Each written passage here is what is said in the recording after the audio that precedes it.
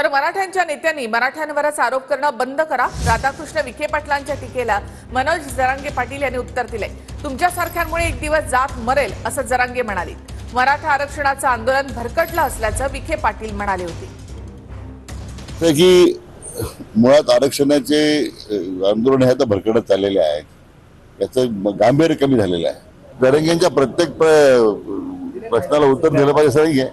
आम्ही सुद्धा मराठा समाजासाठी काम करणारे कार्यकर्ते आहोत, त्यामुळे मागे म्हटलं होतं की मनोज जरांगे म्हणजे मराठा समाज नाही ना, बाकी या समाजासाठी काम करणारे लोक भरपूर आहेत।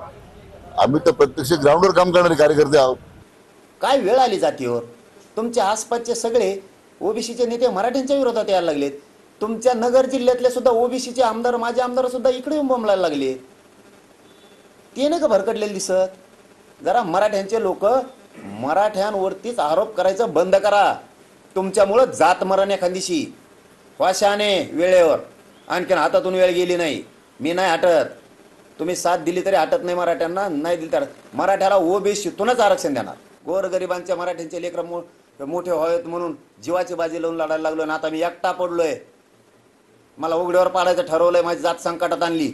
मराठ्यांच्या नेत्याने शान व्हा, असे जर बोर्ड लागणार असले तर आता तरी डोळे उघडा आणि सगळेचे सगळे कोणत्या पक्षात असाल तुम्ही, मराठे बी तुमच्या पाठीशी खंबीर उभा राहते। हो, जाहीर सांगतो, मला आणि माझ्या समाजाला दोघांनाही घेरण्याचा प्रयत्न सुरू झाला आहे, हे एकदम सत्य आहे। मराठ्यांचे घरातले गोरगरिबांचे लेकरं मोठमोठ्याले अधिकारी मिळाल्या, मी आरक्षणाच्या बाजूने राहू नये म्हणून सगळ्यांनी मला घेरलंय। मी एकटा पडलोय।